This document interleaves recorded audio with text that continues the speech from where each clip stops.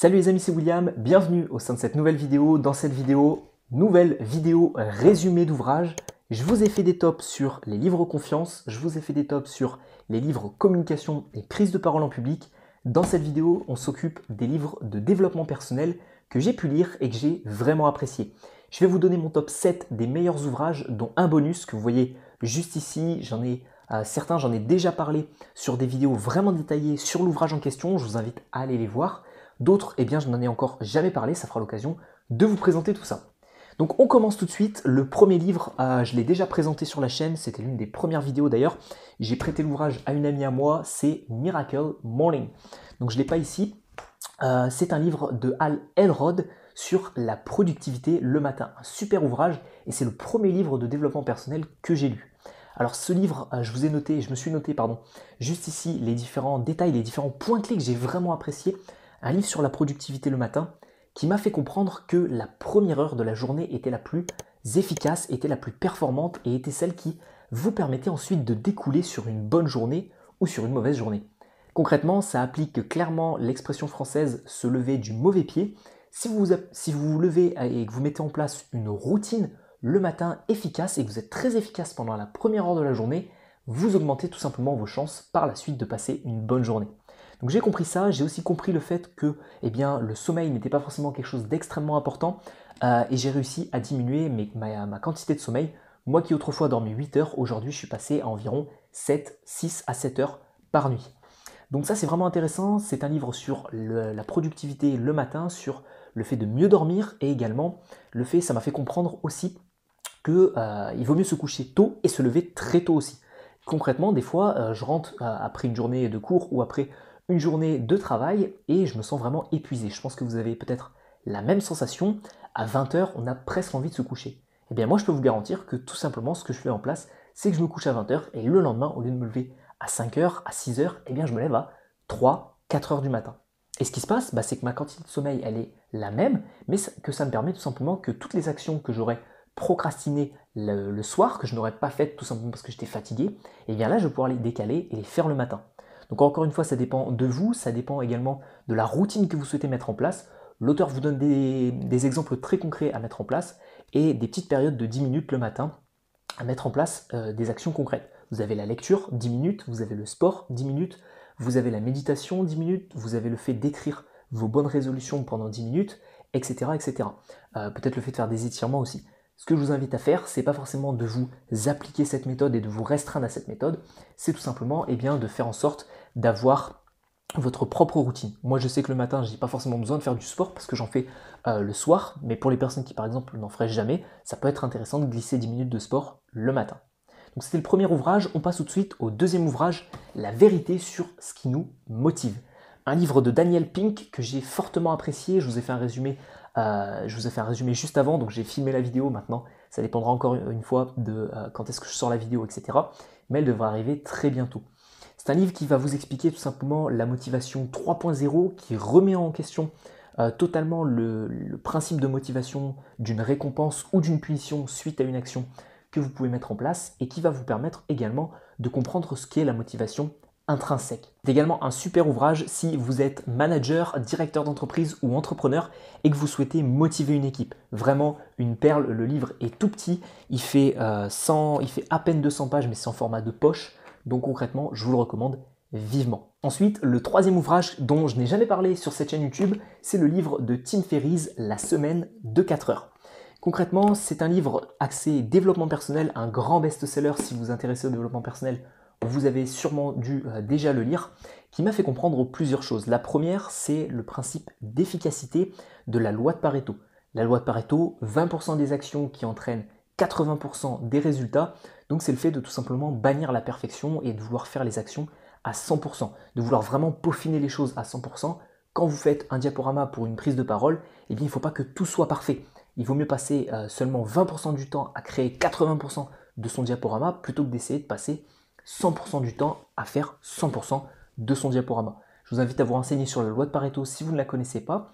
En plus de tout ça, l'auteur m'a fait comprendre également le principe du fait d'acheter des choses matérielles plutôt que de ne pas acheter des choses matérielles justement, et acheter plutôt des expériences de vie. Des expériences de vie, c'est quoi? C'est par exemple un voyage, c'est par exemple faire une action en question plutôt que d'acheter par exemple des vêtements, plutôt que d'acheter des objets physiques que vous pouvez mettre chez vous, des tableaux, je peux prendre n'importe quel autre exemple, mais moi personnellement c'est quelque chose que j'ai appliqué sur les vêtements. J'étais quelqu'un qui, peut-être comme vous aujourd'hui, qui regardait cette vidéo, dépensait 50, 100 euros de vêtements chaque mois. Et à la fin de l'année, ça faisait un cumul de à peu près 500 à 1000 euros de budget juste pour acheter des nouveaux vêtements. Et ce que je faisais, c'est que des anciens vêtements, je les mettais plus, etc. alors qu'ils étaient encore totalement aptes à pouvoir être portés. Et ce livre m'a vraiment fait comprendre qu'il faut plus acheter des expériences de vie, vivre des choses, par exemple faire du jet ski, passer du temps en vacances, faire telle ou telle action, plutôt que tout simplement acheter des choses matérielles que vous allez peut-être mettre de côté d'ici un an. Donc vraiment intéressant, et il y a également un autre principe très intéressant sur le principe de retraite. La plupart des personnes vont travailler de 20 à 65 ans, de 20 à 70 ans, bref, on n'est pas à l'année près. Ce qu'il faut comprendre, c'est tout simplement que l'auteur vous recommande de 65 jusqu'à la fin de votre vie, toutes ces années où vous n'allez rien faire, où vous n'allez pas travailler, de les incrémenter tout simplement tout au long de votre vie. Et plutôt que de faire travailler pendant de 20 à 65 ans, pendant 45 ans et après retraite tranquille, c'est le fait de prendre des petites semaines, des petites années, des petits mois de repos au sein de votre vie. Alors certains vont me dire c'est pas forcément applicable parce que si je dis à mon patron je pars un mois en vacances comme ça ou je pars 3 mois en vacances, je pense pas qu'il va être d'accord. Le but est peut-être de créer votre propre entreprise pour tout simplement vous permettre d'appliquer ça et de faire en sorte tout simplement de travailler beaucoup pendant 1, 2, 3 mois de votre vie et ensuite de prendre 1 ou 2 mois de repos, etc., etc. Le but est de lisser tout ça et ensuite de ne pas forcément vouloir s'arrêter de travailler à 65 ans. Personnellement, c'est pas ce que je ferais. Je pense qu'à 65, 70, 80 ans, je continuerai toujours à travailler, à gagner de l'argent, etc. Donc c'est ce que je vous recommande. Après, ça dépend bien évidemment de votre métier, de votre situation, mais peut-être réfléchir à tout ça et lire cet ouvrage. Je précise juste que tous les ouvrages seront disponibles dans la description de cette vidéo. Je vous mettrai le titre plus le lien pour consulter l'ouvrage en question. Ensuite, quatrième livre, vous vous en doutez bien, je le sors quasiment à toutes les sauces. Comment se faire des amis de Dale Carnegie. J'en parle tout le temps, j'en ai parlé dans ma vidéo sur les livres sur la communication. Je crois que j'en ai parlé sur mes vidéos, sur la vidéo sur les livres sur la confiance. On pourrait presque le mettre dans n'importe quel top d'ouvrage. C'est vraiment une pépite. Si vous ne l'avez pas lu, cliquez dans le lien dans la description et allez l'acheter, allez le lire. Volez-le à la bibliothèque si vous voulez. Faites n'importe quoi. Appelez-moi, je vous offre celui-ci si vous voulez. Mais il faut absolument que vous lisiez cet ouvrage parce que c'est vraiment une pépite. Vous allez comprendre des principes de communication très puissants. Vous allez comprendre le principe d'empathie, le fait de ne pas étaler votre science en communication, mais d'écouter les autres, de porter attention aux autres, etc. D'analyser le comportement des autres. C'est vraiment un super ouvrage. Je ne vais pas vous en reparler plus dans cette vidéo aussi. Il faut que vous lisiez ce bouquin. Ensuite, cinquième ouvrage, c'est un ouvrage en format e-book qui est juste ici, Oser l'optimisme. Oser l'optimisme, un livre de Catherine Testa, qui m'a appris beaucoup de choses. Il y a à l'intérieur de cet ouvrage 10 clés concrètes. Il est très intéressant, très facile à lire et très facile de compréhension. 10 clés pour tout simplement être plus optimiste, plus heureux dans sa vie. Je vous ai sélectionné 3 clés juste pour vous dans cette vidéo aussi. Je vous ferai sûrement un résumé de cet ouvrage aussi. La première clé, c'est le fait d'apprendre à s'aimer soi-même tout en étant indulgent envers les autres, sans forcément avoir un ego surdimensionné. Mais le but, c'est de s'aimer soi-même, de se féliciter lorsque on réalise quelque chose de positif, de célébrer ses petites victoires, d'apprendre à se challenger et de se dire ok, je vais faire ça, je vais faire ceci, je vais faire cela, que ce soit dans le milieu sportif, relationnel, encore une fois dans tous les milieux de votre vie, et d'apprendre justement à se challenger, à essayer de faire quelque chose de mieux par rapport à hier, et ensuite de se féliciter des résultats que vous obtenez de cette chose en question. La deuxième clé de cet ouvrage, c'est le fait de créer pour vous-même quelque chose et d'apprendre à créer pour soi et par soi-même. Concrètement, ça veut dire quoi? Vous avez beaucoup de choses que vous pouvez créer vous-même. Vous avez la possibilité de faire du dessin, de la peinture, de la musique, le fait de créer peut-être un blog, d'écrire des articles dessus, le fait de lancer une chaîne YouTube, de tourner des vidéos, le fait peut-être de juste tourner des vidéos et de les donner à vos amis sur certains sujets, le fait d'écrire un guide sur une thématique dont vous êtes à l'aise et sur laquelle vous avez une expérience. Créez vraiment quelque chose par vous et pour vous-même peut-être, pour vous permettre tout simplement de vous sentir plus épanoui et plus confiant.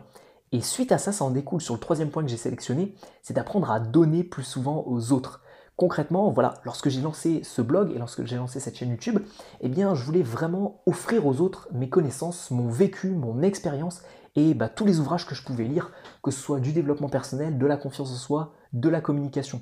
J'avais vraiment à cœur de vouloir offrir tout ça parce que je me suis dit je ne vais pas garder tout ça pour moi. Alors au début je l'offrais juste aux personnes qui étaient dans mon entourage et à un moment donné je me suis dit pourquoi pas écrire un blog, lancer une chaîne YouTube et peut-être lancer tout un contenu pour les personnes qui vivraient les mêmes problèmes que j'ai vécu par le passé.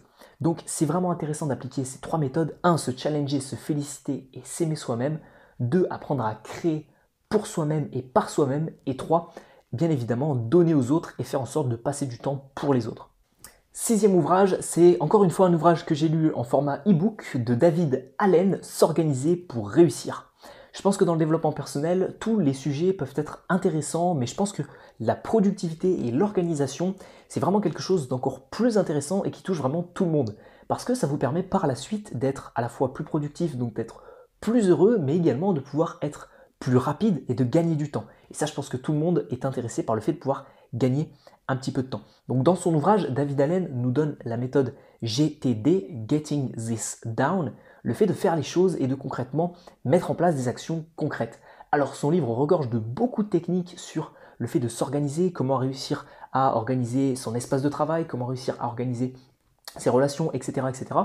Ce qui est vraiment intéressant, et c'est une métaphore que j'ai notée de lui, c'est le fait de lancer un caillou dans l'eau. Lorsque vous allez lancer un caillou dans l'eau, lorsque vous allez faire une action, eh bien, les répercussions vont être proportionnelles à l'effort que vous allez mettre. Quand vous lancez un tout petit caillou dans l'eau, qu'est-ce qui se passe? Eh bien, il y a de toutes petites vagues qui vont se créer. Par contre, si vous lancez un gros caillou et que vous le lancez très très fort, qu'est-ce qui va se passer? Eh bien, à ce moment-là, il y a de très grosses éclaboussures qui vont arriver et il y a de trop grosses répercussions qui vont arriver. Donc comprenez bien ça parce qu'à la fois vous avez l'intensité de la force que vous allez mettre et en plus de ça, vous avez l'ampleur des choses que vous allez mettre en place, des actions que vous allez prendre sur tout simplement votre environnement et sur l'organisation que vous avez. Si vous cherchez des techniques pour mieux vous organiser, ce livre est vraiment très intéressant. Je vous mets encore une fois une miniature juste ici. Et enfin, on passe au septième et dernier ouvrage, juste avant le livre bonus de cette vidéo. C'est le livre de Stephen R. Covey, Les 7 habitudes de ceux qui réalisent tout ce qu'ils entreprennent. Le livre qui va changer votre vie. Alors ça, c'est la petite accroche. Concrètement, ça ne va pas non plus changer votre vie, mais c'est un gros best-seller, je vois sur la couverture, vendu à plus de 20 millions d'exemplaires. Tout comme La semaine de 4 heures, je pense que si vous vous intéressez au développement personnel, vous avez dû sûrement déjà le lire. Moi, ce qu'il m'a appris, il m'a appris dans un premier temps à savoir organiser et à savoir créer un équilibre entre tous les domaines de ma vie, que ce soit la santé, que ce soit le sport, le domaine familial, relationnel, les amis, que ce soit le domaine professionnel, les projets de vie, etc.